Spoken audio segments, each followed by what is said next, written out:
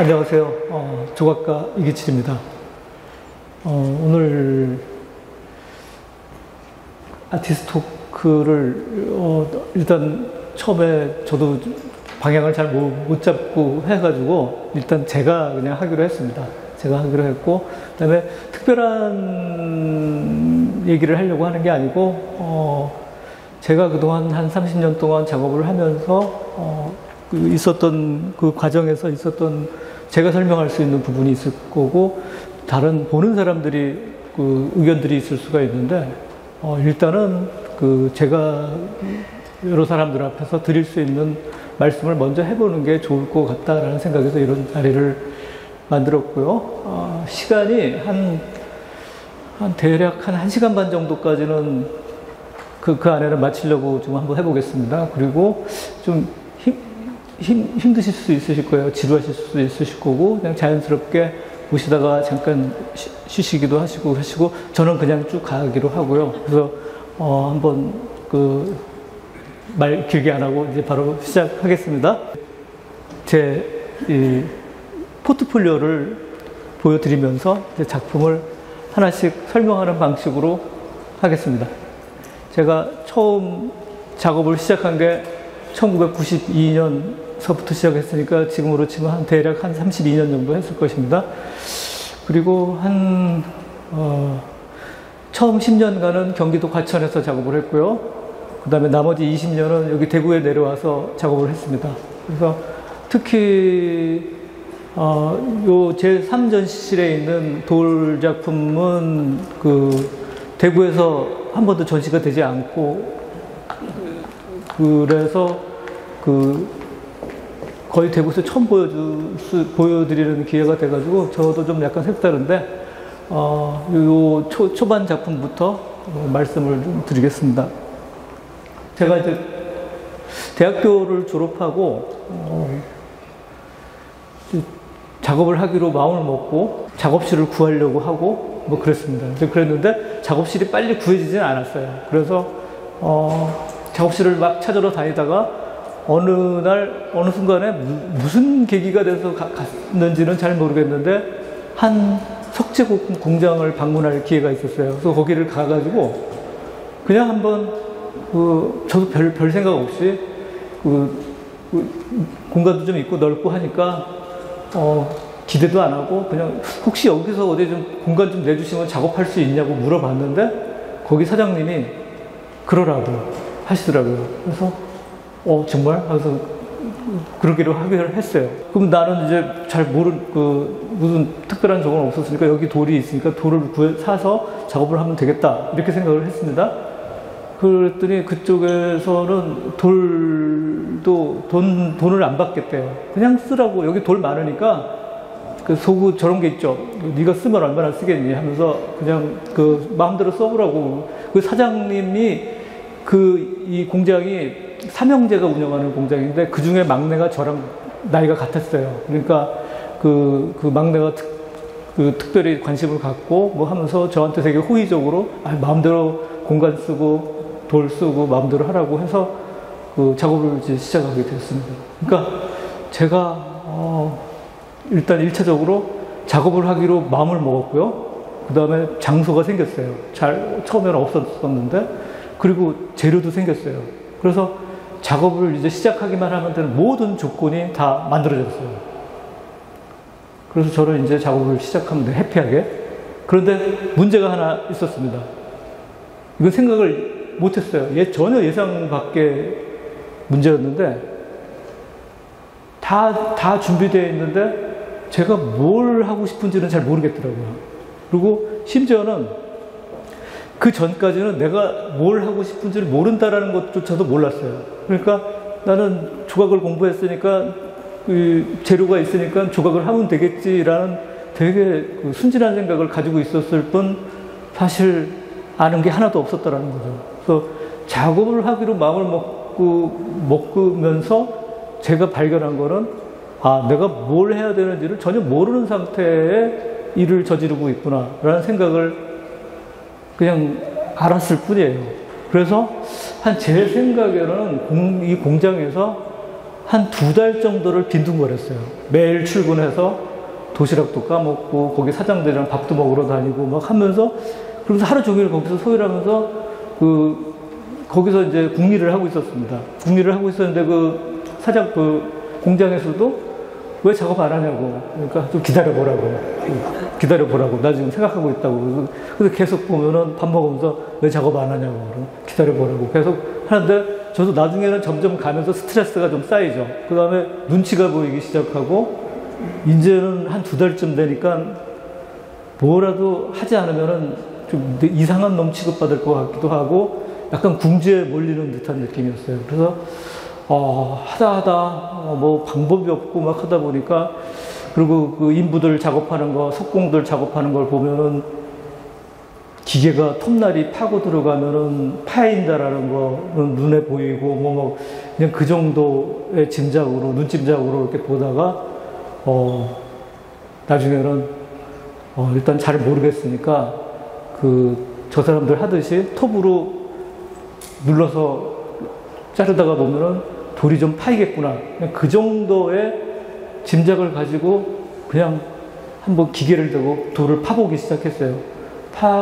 팠더니 어느 정도 속으로 파져 들어가고 둥글게 파져 들어가더라고요. 그래서 그런 과정을 거쳐서 그냥 이게 잘 가는 건지 아닌지는 잘 모르겠는데, 그러면 그냥 계속 파보자. 계속 파보고, 그러다 보면 무슨 일이 뭐 어떻게든지 결과가 나오겠지라는 생각을 하게 됐습니다.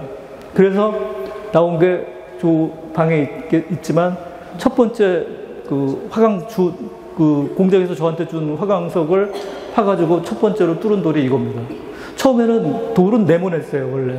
네모냈는데 제가 둥근 톱날로 있는 기계로 깎다 보니까 안에 터널처럼 이렇게 둥글게 파였어요.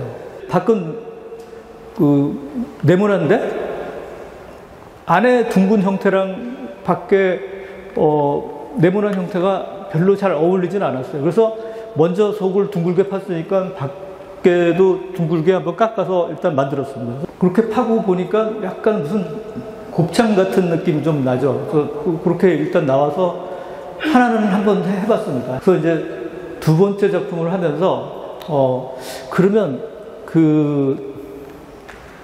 이 앞에서 구멍을 한번 뚫었으니까 구멍을 뚫은 상태에서 나머지 부분은 이 돌의 원래 크기가 얼만큼이다라는 거를 알려줄 수 있는 표시까지만 놔두고 나머지는 다 그냥 잘라서 작업을 해버리고, 그 다음에 구멍 뚫을 수 있는 부분 구멍 뚫고 이런 작업을 했어요.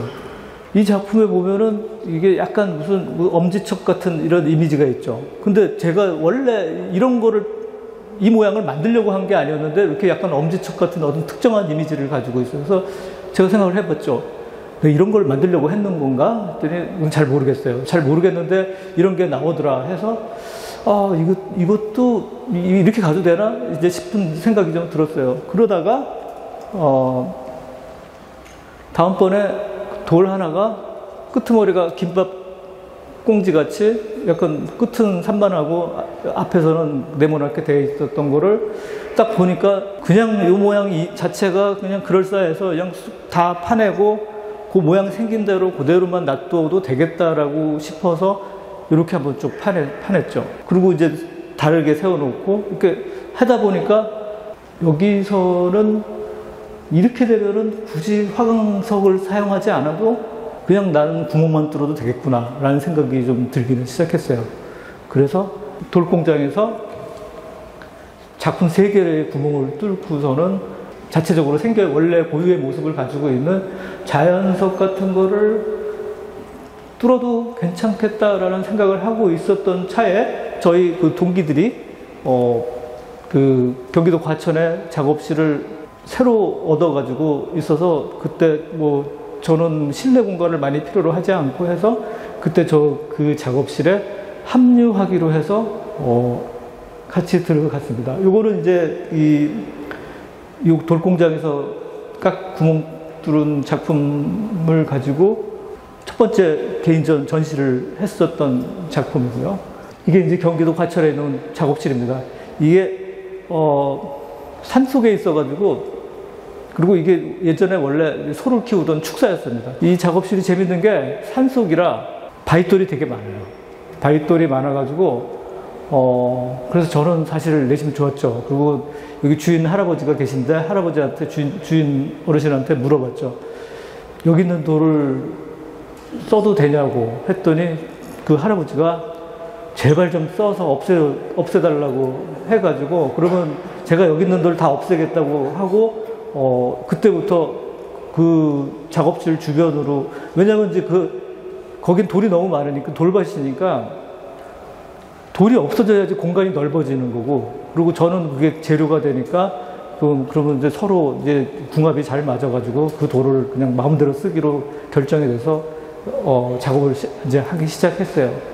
아직 자연석이, 화강석을 깎았을 때랑 봤을 때 어떤 차이가 있는지를 알기가 좀 정확하지가 않아가지고 그 형식 실험을 좀 해보고 하는 가운데서 이렇게 속을 한번 파봤어요. 상태가 어떤가 했더니 크랙이 있고 불안정한 부분은 없어져 나가기도 하지만 대체로 화강석보다는 질이 일정하지 않을 뿐이지 돌을 깎고 조각을 만드는 데는 제 작품 같은 형식의 작업을 하는 데는 별로 문제가 없어서 그냥 작업을 해도 좋겠다라는 생각을 해서 뚫기 시작했습니다. 그래서 처음에는 약간 실험 형식으로 이렇게 함지박처럼 파내는 형식도 했지만 공식적으로 자연석을 바로 뚫고 들어가는 게 요 조어방 앞에 있는 그 작품이 이제 최초의 작품으로 해서 이제 자연석을 한번 뚫기 시작을 했습니다.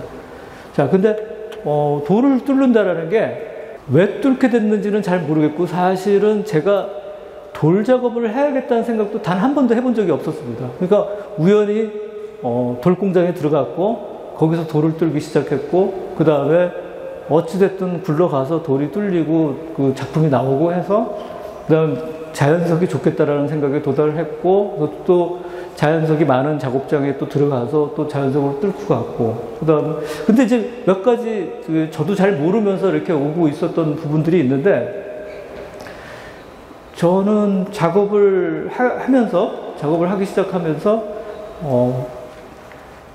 작업을 하겠다고 결정을 했으니까 반드시 작업을 해야 되는 거예요. 이걸 직업으로 삼기로 했으니까. 그런데 가장 이 작업을 하면서 되게 문제가 되는 게 뭐냐면, 이걸 왜 해야 되느냐. 이게 설명이 돼야 되는 거죠. 이게 설명이 되지 않는 일을 한다는 것도 되게 난처한 일이고. 근데 그러면 나는 원래 뭐 어떠한 뜻으로 어떠한 종류의 작업을 하겠다라는 게 확고하면은 그걸 하면 되는 거죠. 그러니까 나는 뭐 미키마우스의 형태를 그대로 깎아보고 싶어, 만약에 이런 생각이 있으면 그걸 만들면은 그건 된 건데, 저는 미키마우스를 깎겠다는 생각을 해본 적도 없고, 그렇다고 미니마우스를 깎겠다는 생각을 해본 적도 없고, 그런 게 없는데 왜 특정한 형태를 왜 해야 되는지를 모르겠다라는 거죠. 그런데 한편으로는 내가 조각을 하기로 했으니까 그럼 뭔가를 하기는 해야 되고, 두 가지가 서로 부딪히는 문제가 되는 거예요. 해야 되는데 그걸 왜 해야 되는지를 잘 모른다는 거예요. 좀 영리했으면, 똑똑했으면 자기가 뭐 할지 정도는 알고서는 하면 좋은데, 그렇게 뭘 자세하게 아는 것도 없고, 그냥 대충 우왕좌왕하면서 살아가다가 작업을 하면서 내가 얼마나 우왕좌왕하고 있고 내가 얼마나 철이 없는지를 작업을 처음 하면서 그걸 알게 됐다라는 거죠. 그래서 결국은 필사적으로 내가 이걸 업으로 삼고 이걸 하겠다라고 하는 문제와, 그 다음에 이것이 정확하게 내가 하려고 하는 의지가 맞느냐, 그것에 교차점을 찾으려고 하다 보니까 결국은 바깥의 형태, 돌에 원래 있던 형태는 변화가 되지 않게 하고 안으로 속으로만 파고 들어가고, 그러니까 제각기의 돌은 원래 돌의 모양새를 갖추고 있고, 저는 저의 조각을 해야 된다는 모양새를 유지를 하고, 두 가지가 이런 형태를 만드는 그런 결과가 나오지 않았나, 그런 정도의 생각은 듭니다. 그런데 그것도 그렇다고 해도 어쨌든 간에 이건 분명히 형태가 변하는 겁니다. 그런 과정에서 일종의 이 시대에는 이런 자연석을 구멍을 뚫고 하게 되는 게 이런 게 완전히 하나의 그 저의 작품의 시그니처처럼 자리를 잡아서 이런 경향으로 작업을 계속 진행하게 된 거죠. 그냥 돌이 어떤 모양으로 생겨 있으면 그 생긴 모양에서 돌의 형태가 가장 덜 변하는 상태로 깎아 들어가는 방식입니다. 요 작품이 요건데, 여기가 많이 열려 있죠?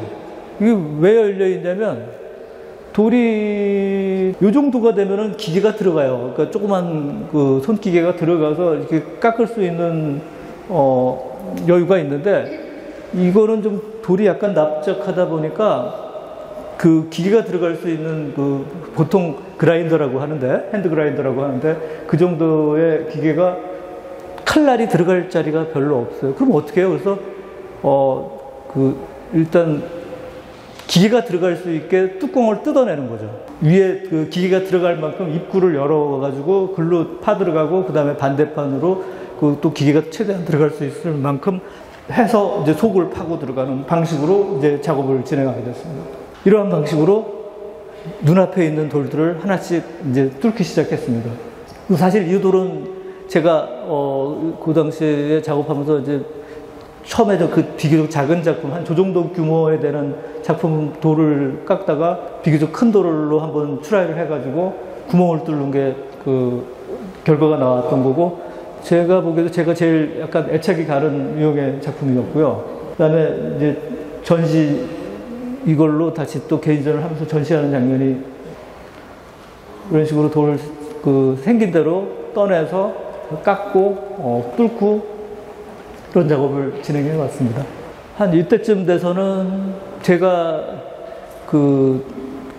작업할 수 있었던 돌 중에 가장 큰 돌 중에 한 거의 2m 50cm 가까운 크기의 돌을 꺼내서 구멍을 뚫고 이런 작업을 진행을 했습니다.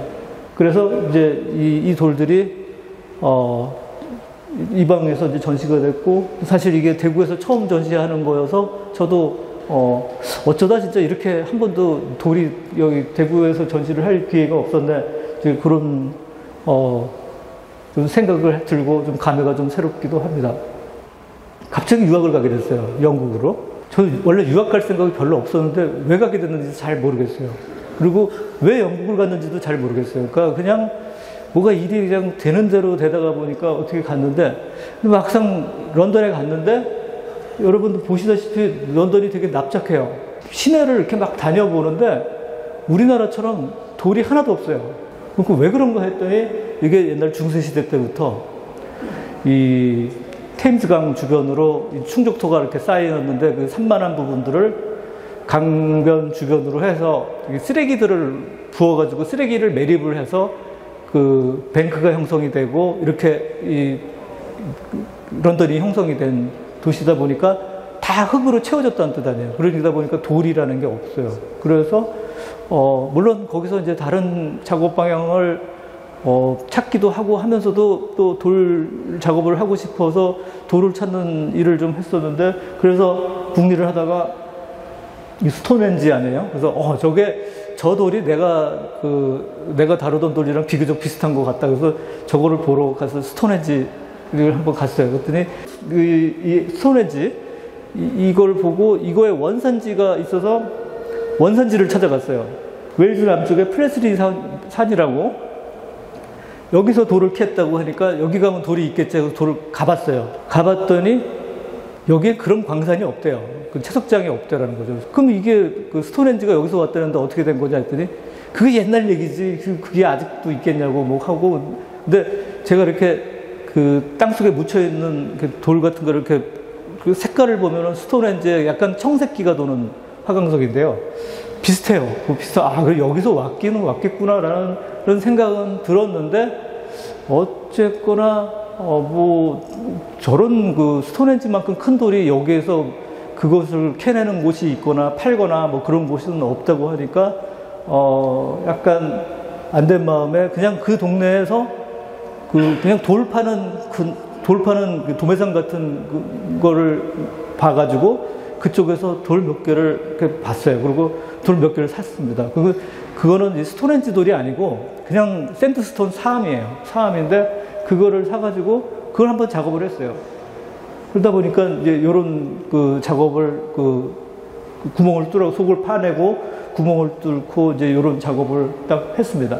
약간 좀 후회가 됐어요. 왜냐면 이런 그 돌가게에서 살 수 있는 돌은 런던에서 사지 굳이 왜 그 먼 데서 사가지고 그때만 해도 머리가 잘 안 돌아갈 나이 때여가지고요. 돌값보다 운송비가 훨씬 비쌀 정도로 그 괜한 짓을 한 거예요. 그래서 야 이게 참 돌 사는 것도 좀 웃기지만 이런 식으로 그 생각하고 판단한다라는 것 자체가 제가 스스로 생각해도 한심하고 그래서 다시는 이러지 말자 이렇게 하다가 요크셔 지방에 요크셔모어라고 이제 황무지라고 하는데 우리식으로 하면 국립공원이고요. 되게 높은 고지대 평원 같은 쪽인데 그쪽 지방에는 보면은 이렇게 돌로 지은 집이 많고 돌담을 쌓고 막 그런 것들을 이제 어디 TV 화면이나 사진 같은 데서 자주 보다 보니까 그걸 보고 착안을 했어요. 아, 다른 지방을 좀 다니면은 돌이 좀 있겠구나. 그러니까 런던만 빠져나가면 다른 지방 가면 돌이 되게 많죠. 시골을 다니면은 돌은 쉽게 구할 수 있고 그걸 알게 돼가지고 그 다음부터 매 주말 그리고 연휴 끼고 하면은 그냥 무조건 차를 끌고 여행을 다녔어요. 여행을 다니고 그 차에 실을 수 있는 크기의 돌. 그 돌은 제가 들을 수 있어야 되니까 이만한 돌이에요. 한 번 여행 갔을 때 두세 개 정도. 그리고 또 아무 데서나 주워서 올리면은 또 위험하잖아요. 그러니까 문제가 없어 보이는 돌들을 찾아서 구해서 싣고 뭐 이제 그런 과정으로 계속 옮기면서 그거 가져와서 또 깎고 뭐 이제 그런 걸 반복을 해서 작업을 하고 했습니다. 그래서 또 우연치 않게 이런 식으로 그 차로 돌을 좀 실어 나르고 해서 작업을 하기 시작을 해가지고 이런 식으로 이렇게 작은 크기의 돌들을 구멍을 뚫어서 작업을 했고 그다음에 이런 돌로 개인전을 하고 이렇게 작업이 됐습니다. 개별적인 증명사진 찍어놓은 것들 이렇게 보시면. 그리고 제가 2000년에 다시 한국에 들어와서 그 과천 작업실에 돌아와서 새롭게 이제 작업을 시작하려고 하는데 여태껏 한 10년은 안 되지만 한 7, 8년 돌에 구멍 뚫는 작업을 하다가 갔다 와서 계속 돌에 구멍 뚫고 하는 이런 작업을 반복적으로 할 수 있을 것 같지는 않고 무슨 변화가 있어야겠다라고 생각을 해서 이제 좀 새로운 작업에 대한 계획도 좀 하고 있었고 하던 시기였습니다. 이게 이제 제 과천에 있는 작업실 거기인데 아까도 사진 한번 보셨지만 이 작업실은 재밌는 게 원래가 축사예요. 소를 키우던 곳이었는데 이게 이제 그 작업실 내부거든요. 막 이 모양이에요. 그래서 이제 겨울 되면은 굉장히 추운 상태에서 그때 제가 요 작업실 내에다가 실내 작업실을 만드는 겨울에 약간 온실처럼 그런 작업실을 하나 계획을 해가지고 그 안에서 난로를 피면은 좀 버티기가 좀 수월할 테니까 그런 드로잉을 하나 했어요. 그리고 여름에는 그 작업실 옆에 연못이 하는 마른 연못이에요. 물이 안 고여요. 그러니까 연못을 잘못 만들어가지고 물이 고이지 않는. 근데 한여름 되면은 여기가 나무가 막 우거져가지고 이 연못 속이 잘 안 보여요. 움푹 패이는데 그래서 여름에 단속 나오면은 작업실 잠가놓고 여기 마른 연못에 오두막 하나, 원두막 같은 거 하나 지어놓고 여기서 뭐 가벼운 작업을 할 수 있는 이제 공간을 만들까 싶어서 이런 거를 계획을 해가지고 드로잉을 하고 있었습니다. 이런 작업을 그러다가 제가 이제 저런 생각을 했습니다. 이럴 게 아니라, 이때만 해도 그냥 당장 급한 일 처리한다고 이런 생각을 했었던 건데, 이럴 게 아니라,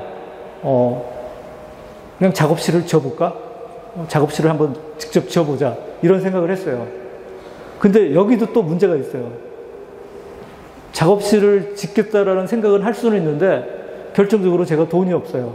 땅도 없고 돈도 없고 아무것도 없는데 있는 거는 그래 작업실을 지어보자라고 하는 허무맹랑한 생각. 그 다음에 뭐 계획을 짤 수 있죠. 그림도 그려서 도면도 그 건물의 모양을 만들 수 있고 뭐 할 수 있는데 집 땅도 없는데 건물 모양을 만드는 게 그렇게 의미가 있을 것 같지는 않고요. 그러면은 이 주변에 돌이 많으니까 그럼 돌을 잘라서 벽돌부터 만들어 보자.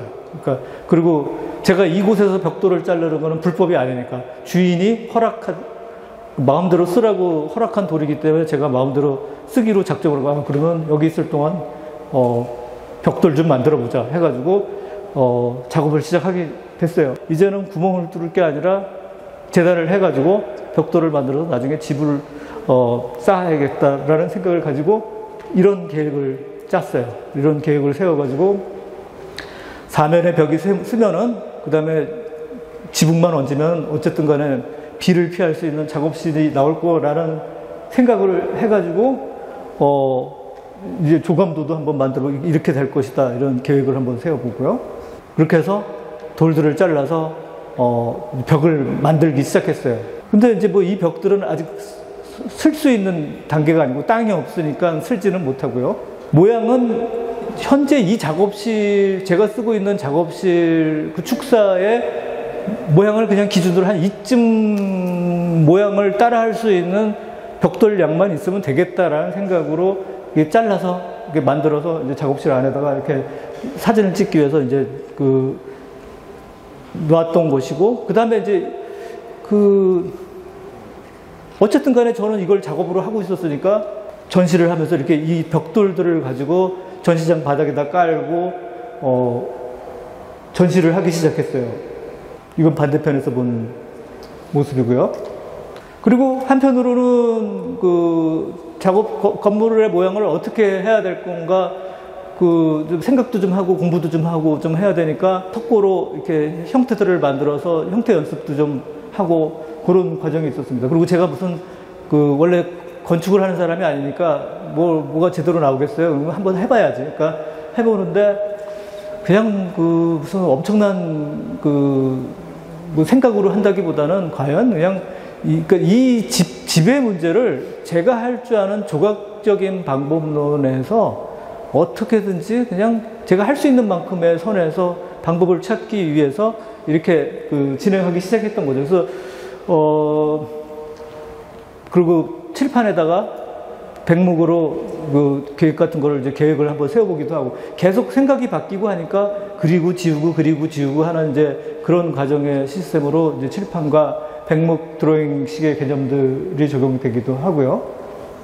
이것도 마찬가지로 칠판에서 계획을 세우는 단계가 있었고, 그리고 이 과정에서 나오는 도면들을 이제 다른 각각의 전시장에서 벽면에다가 도면들을 확대해서 디스플레이를 하고요. 그 다음에 다른 개인전에서 또 이 도면들을 또 벽돌도 깔고, 그 다음에 석고 형태 연습한 거 그런 것도 설치하고, 벽면 설치도 하고, 뭐 이런 식으로 전시를 진행해 나갔습니다. 이게 지금부터 한 20년 전? 그쯤이고요. 그리고 건축물 모형을 만드는 가운데에서 거푸집을 통해서 실내 구조를 보여주는 방식을 여기 요런 데서 이렇게 보여주는 방식이 될 수가 있었고요. 그 다음에 계속 이 안에 실내 투시도 같은 거를 벽면에 설치하면서 이런 것들이 저의 작업이 돼가지고 진행이 됐습니다. 이것도 이거 투시도? 이거는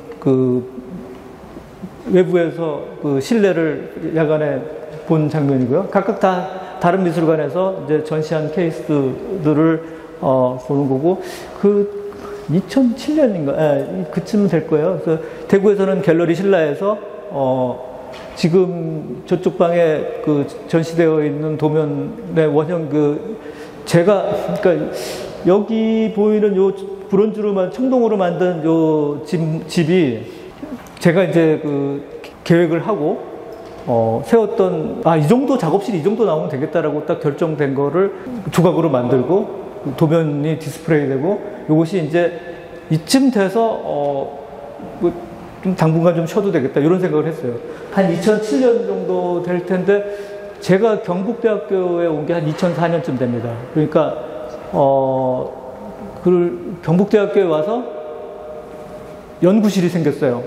그러니까, 근데 연구실은 작업실이랑 좀 다르죠. 그런데 어쨌든 간에 작업할 수 있는 공간이 생겼기 때문에 어느 정도는 약간 작업실 역할을 한다라고 볼 수가 있었던 거죠. 그래서, 그래도 이제, 여기서는 이제 도면 실험들을 계속하고, 도면 실험들을 계속하고, 이제 뭐, 요런 과정들 중에 제가 보기에는 2007년에 요 작업이 거의 이제 현재로서는 결론처럼 나온 설계 아니라고 보고, 여기서 이제 멈추고, 그 다음에 그 밖에 모든 다른 도면들을 벽면에 전시하는 방식으로 이렇게 작업이 진행됐고요.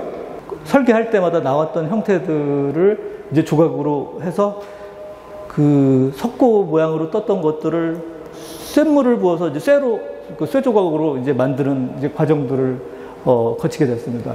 그래서 요거 이제 그때 만들었던 작품들의 증명사진, 요 작품들은 대체로 저기 쇼케이스 속에 여기저기 다 들어가 있는 형식으로 됐고요.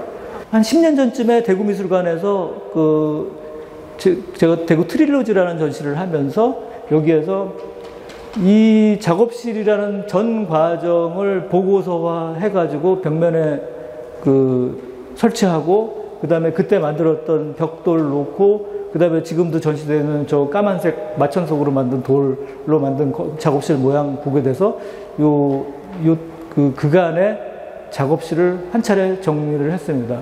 이것도 참 계기가, 그 당시에 저는 작업을 대구미술관에서 전시할 생각을 별로 안 했어요. 왜냐하면 제가 2007년쯤에 그냥 끝났으니까 이제 뭐 더 안 해도 되겠다라고 싶었는데, 그때 미술관에서 요 벽면 설치 작업을 좀 해줬으면 하는 말씀을 하시더라고요. 그래서 나 요즘에 이거 생각 안 하고 별로 신경 안 쓰고 있었는데 이걸 어떻게 해야 되지 하다가, 그러니까 그래도 또 미술관에서 그걸 원한다니까 그럼 저도 좀 생각을 좀 해보기로 했어요. 해보기로 하고, 그래서 이게 계기가 돼가지고 제가 작업실을 생각을 해봤는데, 제가 작업실을 당분간 멈추고 있었는데, 한편으로는 멈추고 있었지만 제가 그 사이에 연구실을 한 3차례를 이사를 했거든요. 연구실이 이동을 할 때는 약간의 문제점들이 있어가지고 계속 이제 이동을 하게 됐는데, 마지막으로 이사한 연구실, 지금까지도 쓰고 있는 연구실입니다. 그 연구실을 한번 생각을 하게 됐어요. 봤더니 제가 작업실로는 가장 이상적으로 생각하는 상태의 작업실이 이미 만들어져 있었어요. 근데 그때까지 그걸 잘 몰랐어요. 그리고 뭐 작업실을 더 이상 생각하지는 않았죠. 지을 생각도 안 하고 그냥 미뤄두고만 있었었는데, 근데 이미 작업실은 딱 돼 있더라고요. 그래서 이거는 미술관에서 작업실 얘기를 하다가 보니까 저도 하게 된 생각인데, 그래, 그러면은 내가 지금 작업실 계획이 끝난 거는 분명하게 맞기는 하구나라는 생각을 했어요. 그러면은 일이 끝났으니까 사업 보고를 끝났다라는 사업 보고를 할 필요도 있겠다라는 생각에서 대구미술관에서 이 전체 전 과정을 기록하고 벽에 디스플레이를 하고 등장해서 이 작업을 마무리를 지게 된 것입니다. 모든 내용의 설명까지 다 구질구질할 정도로 다 해가지고 이 디스플레이를 하고, 지금 요 방에 전시되어 있는 거는 딱 2007년에 나온 설계안까지만 가지고선 디스플레이 된 거고, 이때는 전체 사업 보고가 다 된 거고, 그 다음에 요번에 여기 이 방에서 작업실 디스플레이도 원래는 안 하려고 했었는데, 그리고 쇳덩어리로 만든 소품 조각들을 좌대 위에다 놓고 하려고 했었는데, 그게 올해 2월 달에 수성 아트피아에서 그 전시를 한번 했어요. 그러니까 몇 달 만에 똑같은 이미지를 또 여기서 보여주기가 저도 약간 좀 민망하고 부담스럽고 해서 좀 다른 방식이 없을까 해서 소품은 쇼케이스로 들어가고 다시 작업실 작업 요것도 작업을 해야겠다는 계획이 변경돼서 설치가 된 케이스입니다. 이게 이제 이번에 설치한 작업실의 케이스고요. 작업하고 작업실하고 연작 2개가 이제 끝나는데요. 거주라는 단어는 이거 좀 설명하기가 약간 저도 좀 힘든데 가면서 어떻게 설명이 될 수 있는지는 한번 살펴보기로 하고요. 이제 공공조각이 이제 의뢰가 들어오다가 보니까 근데 이제 공공조각을 할 때 주로 제 작품이 이제 돌에 구멍을 뚫어서 하는 작업을 했는데 이거에 대한 요구 같은 게 좀 있었어요. 근데 자연 속에 구멍을 뚫는 작업을 하는 거는 공공조각에서 적용하기가 썩 쉽지는 않아요. 왜냐하면 그런 돌이 딱 정해져 있는 게 아니라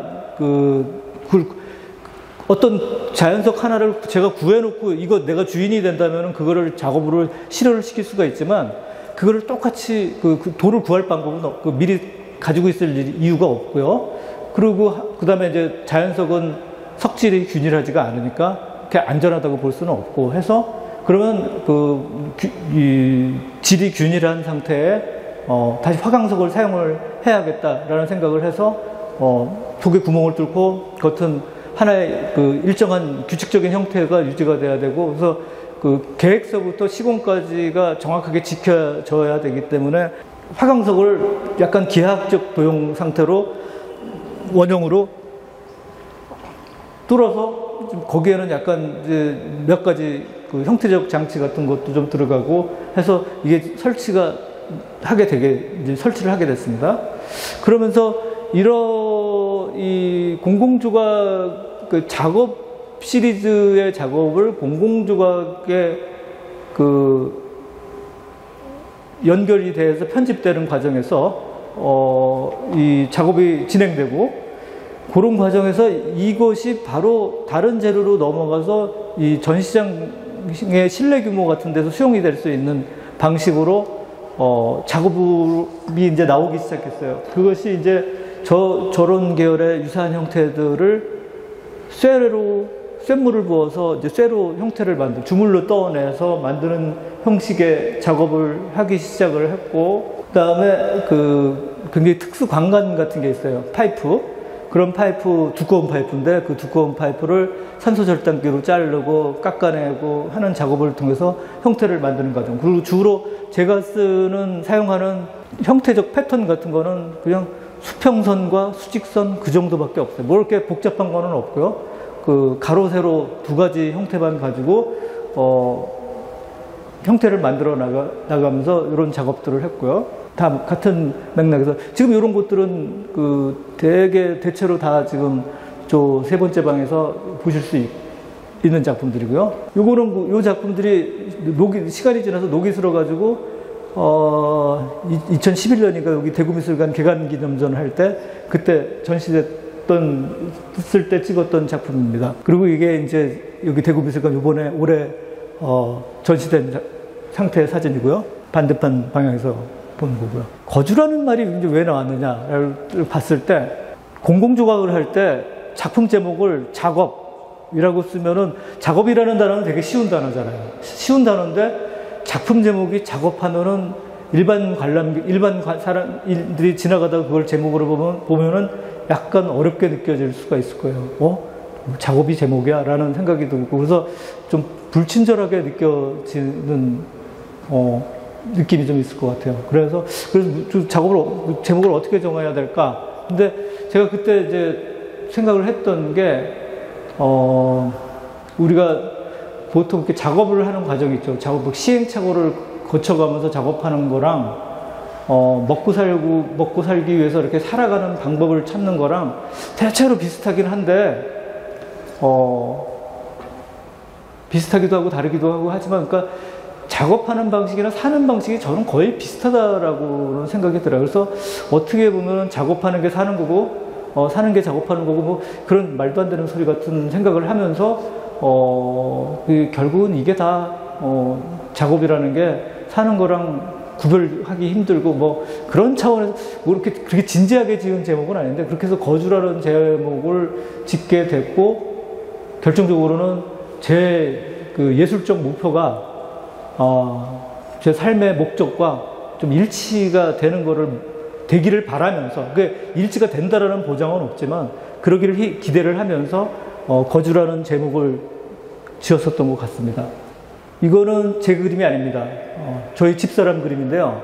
저희 집사람은 이제 그 조그만 4호 캔버스에 이제 그림을 그리고 그러는 사람인데 그 당시에 저희 집사람이 이제 저랑 결혼을 하고서는 그 활동을 하다가 저랑 결혼하자마자 아이를 낳고 시작하면서 손을 놓고 애들이 그 유치원 갈 때까지 집에서 감옥 생활을 하다가 퇴소했을 쯤에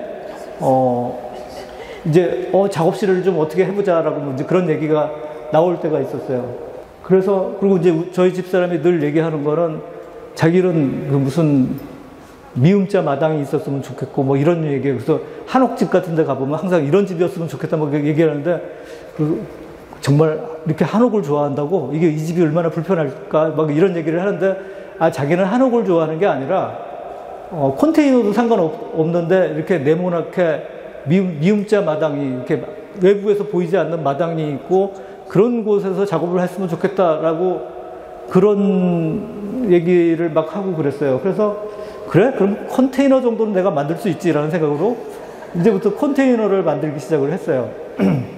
그래서 컨테이너로 나올 수 있는 디자인을 찾아가면서 이렇게 좀 길쭉한 컨테이너 버전이라든가 이런 것들을 이제 쇠조각으로 만들고 해서 지금 저기 쇼케이스 중에 요게 있어요. 이거 우리 집사람 그림이고요. 저거는 이제 우리 집사람이 주문한 그 작업실인데 아직 못 쳤어요. 별로 저 능력도 없고 그 다음에 최근에 이 얘기가 다시 나와요. 왜냐하면 이제 저도 이제 곧 퇴임을 해야 되니까 퇴임을 하면은 퇴임도 하고 이제 이사도 하고 해야 되면은 그러면은 집하고 작업실을 뭐 이런 식으로 그러면 지금이라도 컨테이너 어디 한번 사볼까 좀 생각도 좀 하고 지을까 생각해보고 해서 그런 차원에서 이번 쇼케이스 그러니까 제가 이 거주 작업에서 굉장히 저한테 그 단초를 주었던 게 이제 저희 집사람의 생각과 의견과 뭐 그런 부분들이 있었기 때문에 저희 집사람이 이런 작업을 하라고 한 건 아니고 컨테이너만 있어도 된다라는 얘기를 했는데 저는 어쩌다 보니까 컨테이너 작업을 하게 됐고 그래서 이 쇼케이스 중에 이건 와이프스 코너라고 해가지고 이거 하나를 딱 만들어서 했습니다. 이거와 관련해서 이제 좀 비교적 집 모양에 가깝게 약간 오각형. 근데 너무 집 모양으로 하면은 또 제 기준으로 봤을 때는 약간 그 어색할 것 같아서 오각형을 거꾸로 집이 가지고 있는 오각형을 거꾸로 뒤집어서 형태를 좀 만드는 그 형태를 좀 연구를 해서 여러 가지 형태를 만들었습니다. 그리고 그 중에 하나가 이렇게 공공조각으로 만들어지기도 하고요. 요 밑에 저 중에 그 작은 형태는 또 확대가 돼가지고 지금 여기 뒤에 있는 이 작품이 저 작품이고요. 이런 소품들만 가지고 또 개인전을 봉산문화회관에서 한 적이 있었고요. 다른 뷰에서 찍은 사진입니다. 몇 달 전에 수성아트페아에서 전시했던 작품이고요. 봉산문화회관에서 작업했을 때 사진이고 이건 며칠 전 여기서 찍은 사진이고요. 거주까지를 어느 정도 마무리를 하고 이제 연습 단계로 넘어가겠습니다. 한 2011년 그쯤이겠죠? 이렇게 썼으니까 그쯤일 텐데 제가 처음에 피아노를 배웠어요. 피아노를 한 50살이 돼가지고 유치원 때인지 초등학교 1학년 때인지 잘 모르겠는데 우리 아이가 피아노를 배우기 시작했어요. 박문 선생님이 집에 와서 피아노를 이제 피아노 학원을 다니는 게 아니라 그런 식으로 피아노를 배우게 돼가지고 제가 옆에서 그렇게 보다가 나도 심심한데 피아노를 좀 배울까? 라는 생각을 했어요.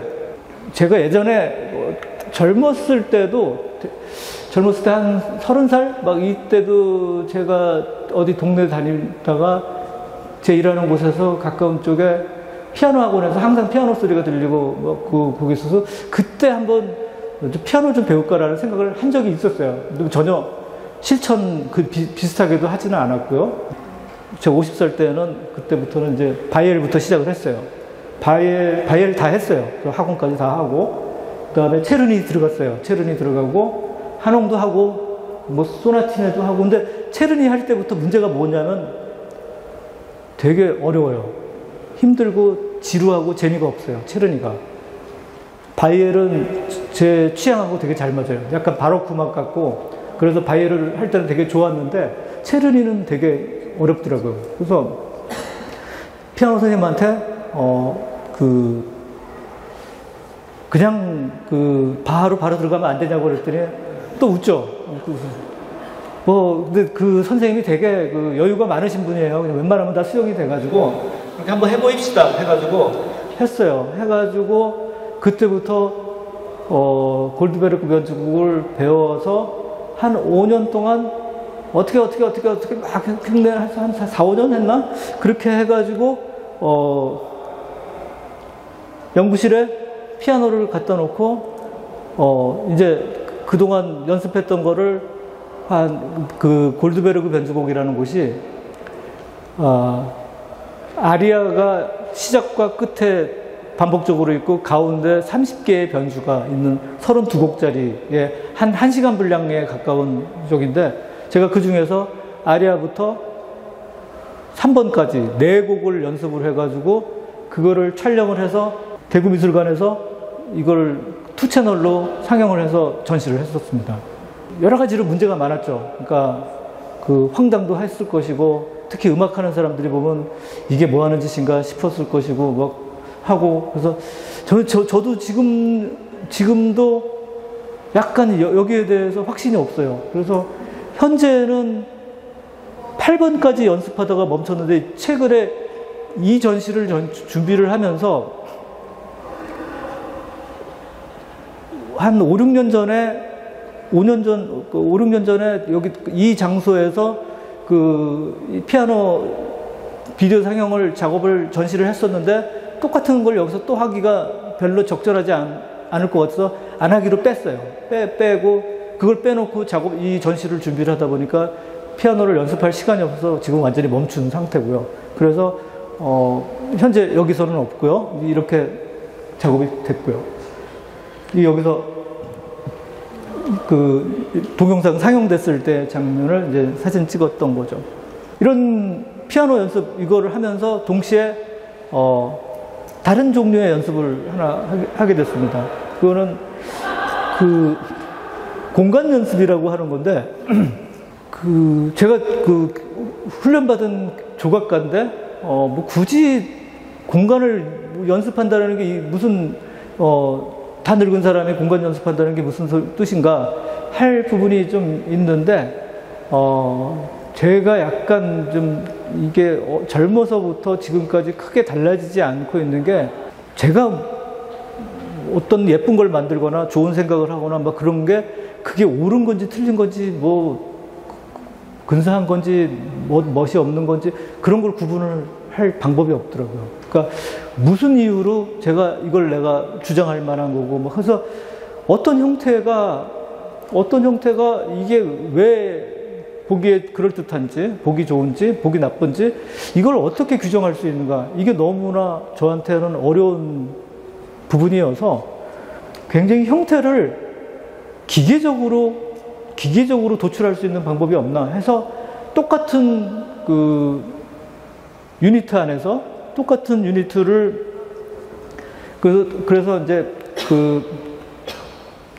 범위를 딱 정했죠. 12 곱하기 12 곱하기 24, 그 다음에 18 곱하기 18cm 이런 두 가지 유형으로 범위를 정해놓고 그 안에서 치수를 한 단계씩 변경해 나가면서 얼마나 많은 형태가 나올 수 있는지 그렇게 해서 그렇게 나온 형태를 통해서 얼마나 다양한 종류의 공간이 나올 수 있는지의 케이스를 연구하는 시도를 했어요.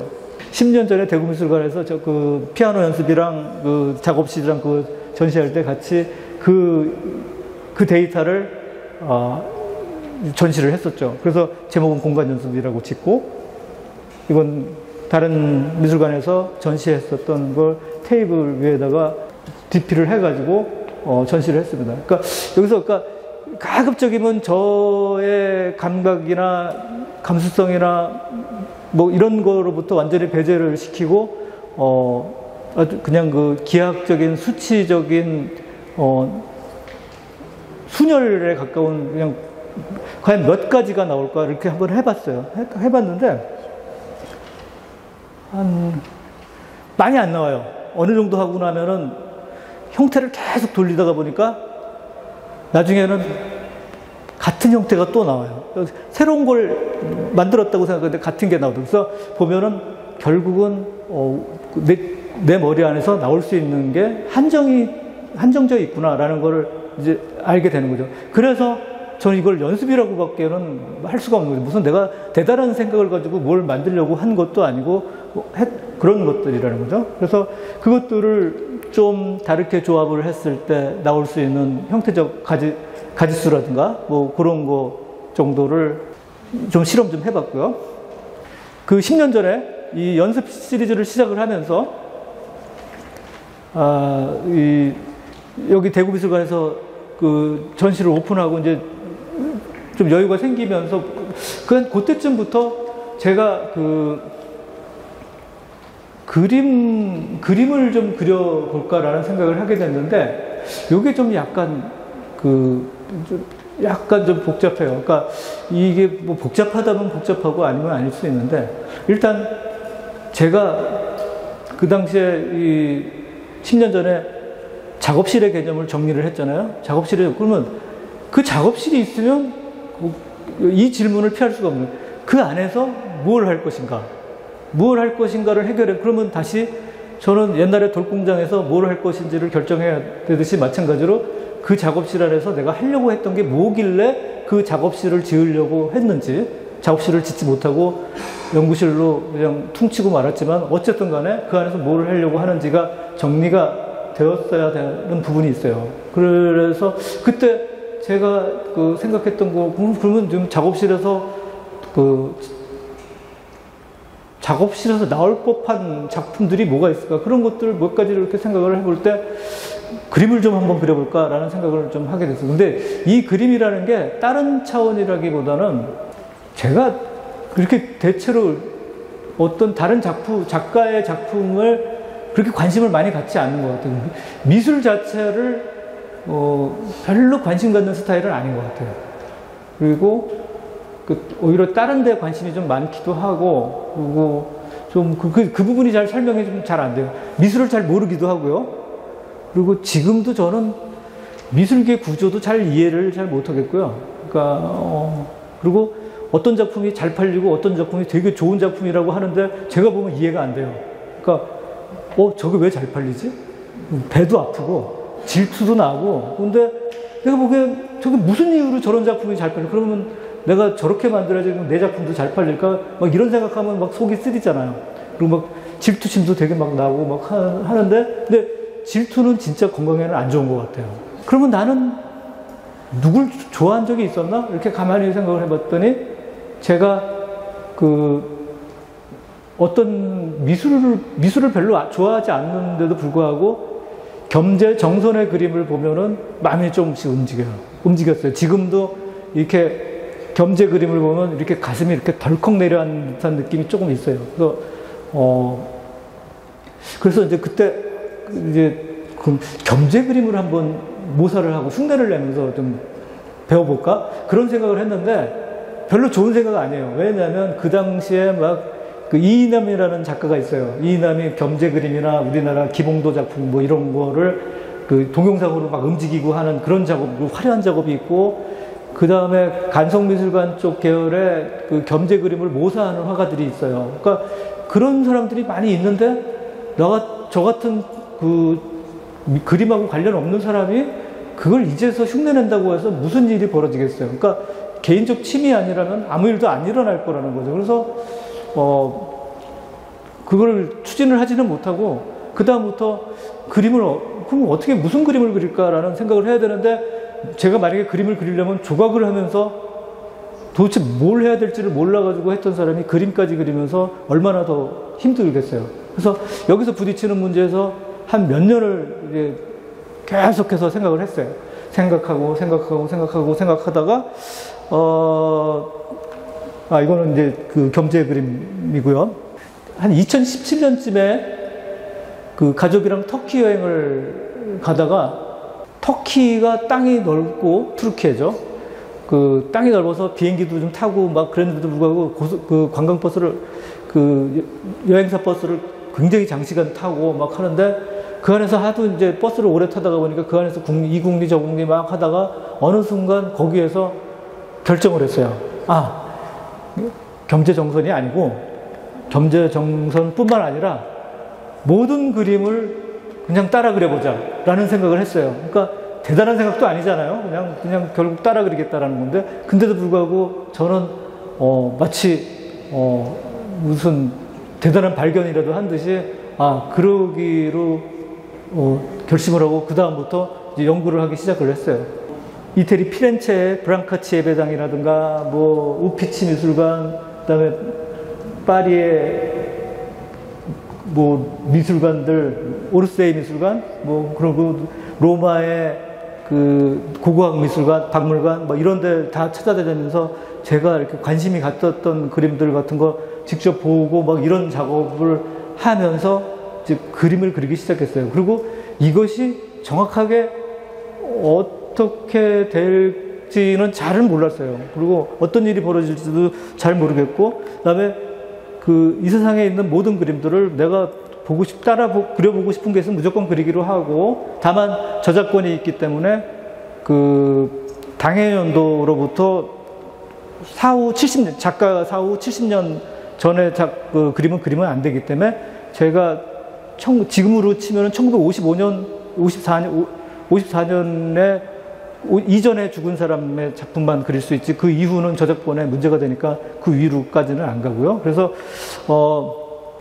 그림을 그냥 그리기 시작했고, 그냥 겹쳐 그리기로 했어요. 왜냐하면 제가 어떤 그림을 특정하게 똑같이 그려봐야 거기서 무슨 일이 있겠어요. 그리고 어차피 그러면 제 역할이 되게 제한적이 될 수밖에 없으니까, 그렇게 해서 시작을 해서 막 이제 잡다하게 막 겹쳐서 그리기 시작했어요. 그래서 실제 이게 어떻게 될지 잘 모르겠어요. 그냥 한 일정 기간은 많이 망쳤고요. 많이 망쳐서 버리기도 했고, 그러다가 감을 잡아서 이쯤 되면 되겠다 싶어서 어쨌든 간에 그냥 계속 시작을 했어요. 그래서 몇 가지 이제 그림의 형식이 나왔고, 여기는 보면은 이제 보티첼리 그림이랑 마네, 올랭피아, 앙리 루소의 정글 같은 그런 것들이 이 안에서 겹쳐져 있고요. 여기는 세라 그림하고, 그리고 미국의 그 조지 얼트라는 작가가 있고, 뭐 그런 작가들의 그림을 겹쳐서 그리면서 타인의 그림을 모사를 하기는 하지만 그냥 저의 방식이 뭐 자연스럽다기는 이상한데 어쩔 수 없이 나와가지고 그런 방식으로 한 방법이 나왔기도 했고요. 그래서 한 2019년에 갤러리 분도에서 이 그림 작업으로 개인전을 한번 했고요. 그때 되게 부끄러웠어요. 너무 미완성이어가지고. 전시를 오픈해놓고 얼굴이 좀 빨개졌어요.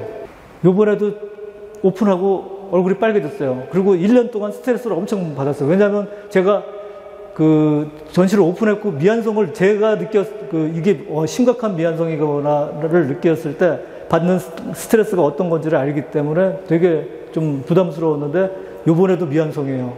미완성이어서 작업이 진행되던 채로 그냥 글을 걸면서 그렇게 됐는데, 이때도 하여간 되게 미완성이고 그게 좀 부담이 됐어요. 그래서 이건 이제 요번에 전시된 방식이고요. 어느 거는 좀 맨 왼쪽에 있는 거 보면 약간 좀 더 탁해지기도 하고, 저거 다시 화이트 계열로 다시 밝게 화사하게 끌어내야 되는데, 그런 작업을 채 하기도 전에 지금 시간이 너무 부족해서 마무리를 아직 하지 못하고 있고요. 그리고 2019년에 분도 갤러리에서 했던 그런 두 폭짜리, 세 폭짜리 그림들이 여기서 재결합이 돼가지고 또 그 위에 또 새로운 레이어가 올라와서 이런 식의 작업이 들어갔고요. 이건 또 다른 개수의 작품들. 저기 붙어 있는 사진은 제가 그 보고 그리던 사진들이죠. 뭐 폰으로도 보고 그리기도 하고, 제가 출력해서 그 사진을 보고 그리기도 하고, 그 다음에 이렇게 그 테이프 같은 게 붙어 있죠. 테이프 같은 거는 그 일종의 프로그램이고요. 그러니까 작업, 오늘은, 다음에는 이걸 해야 되는데, 근데 그게 그 다음날 까먹어요. 다시 작업을 시작하면은 뭘 하려고 했더라 하면서 별 생각도 우왕좌왕하면서 자기가 할 곳을 찾아 들어가는 데까지 시간이 꽤 걸려서 이거 해야지 저거 해야지 이거를 그냥 그 자리에다 기록을 해놔요. 이거를 하지 않으면 왜 이걸 해야 되냐면 할 게 너무 많아가지고요. 할 게 너무 많아서 그것만 보고 있어도 그냥 거의 그러니까 너무나 많은 게 해야 될 일이 쌓여 있으니까 그게 굉장한 스트레스가 돼가지고 이걸 차례대로 해놓고 처리가 되면 테이프를 떼어내고 그렇게 하지 않으면은 알아낼 방법도 없고, 그래서 그런 과정으로 작업을 하게 되는 겁니다. 이게 이제 그림 연습의 대략적인 이제 설명이 될 수가 있을 거고요. 아까 공간 연습이라고 MDF로 만든 작품이 있었는데 그거의 두 번째 버전으로 공간 연습 2라고 해서 이 그릇을 만드는 작업을 했습니다. 이거는 벡터로 만들어 가지고 1250도로 가마에서 구워가지고 위압은 바르지 않고요. 이게 뭐 정확하게 지금 이거를 뭐 제가 왜 만들었는지 어떤 의미가 있는지 그거 잘 모르겠어요. 그러니까 어쨌든 저는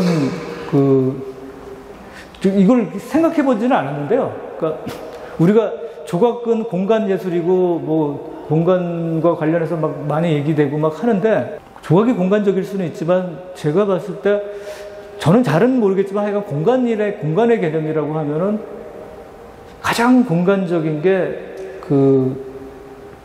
그릇이고 집이고 그런 게 아니었나 싶어요. 그러니까 그게 바로 먹고 사는 거랑 결부된 문제이고, 그래서 지금은 우리가 그릇은 뭐 되게 싸게 구입할 수 있는 그런 물건이고 너무나 당연한 물건인데, 옛날에 사람들이 구석기 시대 때 유랑 생활을 하다가 정착해서 농사를 짓고 살기 시작하면서 이 그릇이라는 개념을 만들어냈을 때는 이건 참 대단한 이 공간 개념들, 진짜 생존을 위해서 만들어진 형성되는 공간이라는 개념이 되게 명료하게 나오는 게 아닌가 싶어가지고, 저는 사실 학생들이 이런 거를 좀 이해를 했었으면 좋겠고요. 그리고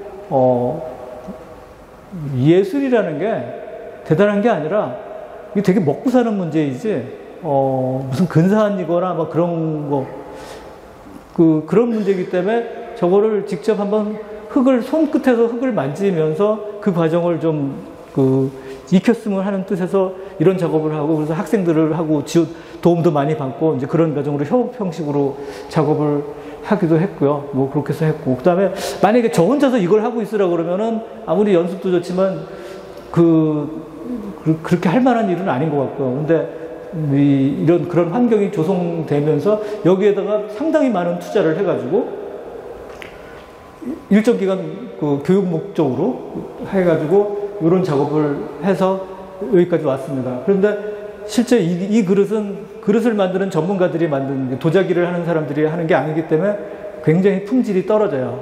형태도 되게 한심하고 그런데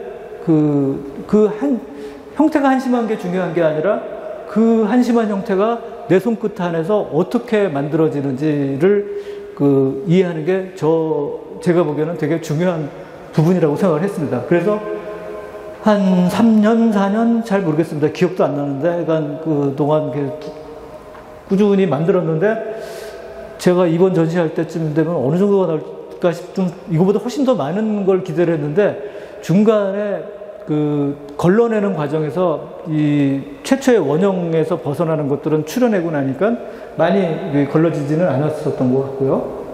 연습 중에 또 다른 관찰 연습이라는 작업이 있고요.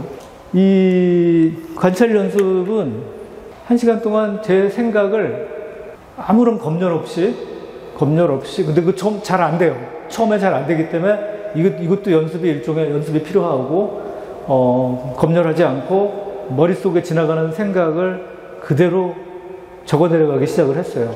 이 작업을 최초에 다이어리에서 시작을 했고, 이 작업에는 검열 없이 머릿속에 스쳐가는 생각을 쓰기 때문에 남들이 봐서는 안 될 내용이 굉장히 많아요. 그래서 좀 더 가서 설명하는 게 낫겠네요. 딱 봐서 남이 보면 안 된다 싶은 거는 그냥 작업 끝나자마자 지워버리고 그 다음에 그거를 다시 위아래를 뒤집고 앞뒤를 뒤집고 해서 액자에 끼우고 이제 그런 작업을 했어요. 그리고 종이는 처음에 트레이싱지를 사용을 해서 반투명지에다가 작업을 해가지고 액자를 넣었는데 트레이싱지가 습한 날 보면 많이 변형이 가고 해서 트레팔지로 변경을 해가지고 작업을 해서 저게 지금 만 2년 정도 되는데 그 사이에 대부분이 다 정리가, 일단 다이어리에서 실험된 과정이 있었고, 트레이싱 과정이 있었고, 이제 다 버려지고, 그 다음에 트레팔지에서 지금 시작된 것들만, 액자에 넣어가지고 나온 게 이 전시장에 150개가 만들어져서, 작업이 나온 거고. 그 다음에 여기서 말하는 관찰이라는 것은 내가 1시간 동안 무슨 생각을 하는가를 지켜보는 거예요. 그러니까, 당연히 특별한 생각은 없을 거고요. 그 다음에 생각은 제가 이렇게 곰곰이 생각해 보니까 다른 분들은 어떻게 생각하시는지는 모르겠는데, 제가 생각을 할 때 대체로 의문형으로 질문을 하더라고요. 그러니까, 그래서 대체로 질문의 형식으로 많이, 멋있어 보이려고 질문을 하는 게 아니라 그냥 질문의 형식으로 많이 생각이 되기 때문에 의문형으로 질문을 했고, 그 다음에 그냥 평서문으로 딱 무엇이다 라고 딱 해버리면은 어떤 하나의 사태가 규정이 돼버리는 것 같아요. 그게 규정이 되고 나면은 아무 일이 안 일어나고, 그 다음에 문제는 내가 그걸 그렇게 규정할 수 있는가라는 문제에 부딪히게 된다는 거죠. 그런데 질문을 하면은 제가 규정을 하지 않는 거니까 계속 펼치고 들어가는 과정이 될 수 있어요. 근데 여기서 이 질문은 저 혼자만 하는 질문이기 때문에 하나도 세련되게 하지 않고 굉장히 촌스럽고 거칠고 한심하고 약간 그런 방식으로, 이거는 혼자의 문제니까 그런 식으로 이렇게 하다가 보면 근데 이런 생각에서 이렇게 지워가지고 남들 보기 곤란한 거 지우는 게 많기도 하지만, 한편으로는 제가 평소에 살면서 생각하는 것 중에 상당수가 작업에 관한 생각을 하다가 보니까 이 작업을 하면은 제 작업에 대한 거를 되게 많이 생각을 해서 그것이 기록에 남게 돼요. 그러면 이 종이 위에다 올려놓고 작업을 하기 시작하면은 작업에 상당한 문제들은 따로 계획을 하지 않아도 이 안에서 태어나서 끝나는 것까지 이 안에서 다 처리가 되고, 그리고 어제는 좋았던 작업이 내일은 그냥 버리는 게 되고, 그건 언제든지 바뀌고 하면서 어느 선에서는 굉장히 안정되게, 이렇게 저 개인적으로는 소득이 있고요. 이거는 작업뿐만이 아니라 여러 가지 삶의 영역에서 개인적으로는 굉장히 좋은 경험인 것 같아요. 그래서 이 좋은 경험은 근데 이게 매일 1시간씩 운동하는 거랑 비슷해서 쉽지는 않죠. 하기 싫을 때 하지 않고 싶고 막 하는데, 그래서 처음에 이게 과연 작업을 할 만한 건가 싶었는데, 이걸 작업을 하게 함으로써 제가 이 새롭게 생긴 습관을 버리지 않는 기회로 만들고 싶었고요. 그렇게 해서 하다가 보니까 150개 액자에 띄워져서 걸려졌습니다. 그리고 그다음에 이제 한 가지 액자는 별게 중요한 문제가 아닐 것 같지만, 저 싸구려 종인데, 반투명지인데, 저 종이 하나를 가지고 액자집에서 액자를 끼면은 돈이 좀 꽤 나간단 말이에요. 근데 저 종이 하나를, 1시간짜리 종이를 저기다 돈을 저렇게 써가지고 액자를 무슨 영화를 보겠다고 그걸 해야 되나. 그 문제가 있어가지고 멀리서 보면 잘 모르실 수 있지만 자세히서 보면 저게 그 MDF로 만든 굉장히 싸구려 그 중간 목재로 그 만들고, 그 다음에 액자는 정교한 기술을 필요로 하고 장비와 기술을 필요로 하는 건데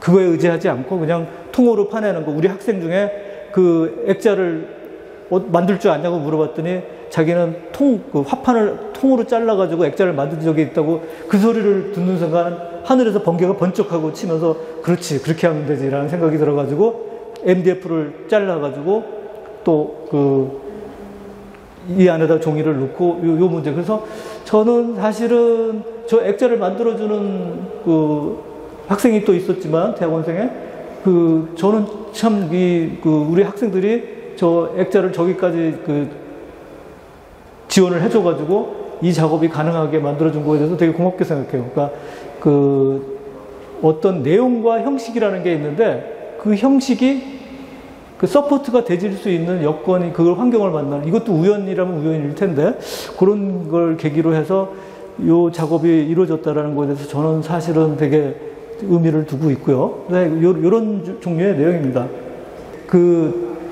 자세히 보시면 읽을 수는 없으세요. 이게 뒤집어서, 그리고 또 되게 흘렸었고, 그리고 또 높이 있잖아요. 그래서 사진을 찍으면 아마 잘 안 나올 거예요. 그죠? 그리고 확대를 해도 가까이 가서 만약에 사진 찍었다 해도 사진은 그러면 폰에서 또 뒤집어서 풀을 수가 있잖아요. 그러면 흘렸어가지고 읽기가 쉽지는 않을 거예요. 쉽지는 않은데, 그리고 설사 독해가 가능하다 하더라도 별 내용이 없어요. 남은 것 중에는 진짜 한심해요. 그래도 저도 제 면이 있으니까 가급적이면 안 봤으면 좋겠고, 약간 그렇게 좀 처리를 했고요. 마지막으로 이 전시의 제목인 작업에서 연습으로라는 이름 같은 제목으로 쇼케이스를 만들어서 저의 작업에서부터 연습까지의 모든 작업들의 드로잉과 계획도와 밑그림과 소품과 마케트 모형과 이런 것들을 총망라해서 뒤죽박죽 섞어서 쇼케이스에 넣어서 전시를 하는 것을 한 꼭지를 만들어서 했는데, 이거는 특히 저는 이 전시를 담당하신 이정희 팀장님의 지원을 굉장히 많이 받았고요. 이 좋은 아이디어를 제공을 해주셔서 이 쇼케이스 같은 거에다가 뭘 좀 전시하면 어떤 이런 딱 얘기를 했는데, 비슷한 생각을 했었는데 제가 너무 힘들어가지고 일을 벌리지 못하고 있었는데 저를 이렇게 재촉해 주시는 채찍질 같은 걸 해주셔가지고 저한테는 아주 이 좋은 기회로 잘 됐다 해가지고, 머릿속에 없었던 건 아니기 때문에 굉장히 짧은 시간에 쇼케이스를 설계를 해가지고 제작을 해서 이게 만들어진 게 얼마 안 돼요. 그래서 이 작업을 해서 좀 다른 형식의 작업이 한번 나왔던 계기가 되는 거고요. 요 쇼케이스를 말씀드리는 거고, 내부에 여러 가지 이제 사진들을 지금 여기서 짜집기를 해놨는데, 이런 식으로 전시한 것까지를 좀 설명을 드렸고요. 그래서 이거를 엮어서 제가 이렇게 좀 정리하는 말씀을 드려도 될 것 같은데, 그러기엔 좀 너무 시간이 많이 됐고, 이 정도로 정리를 하고.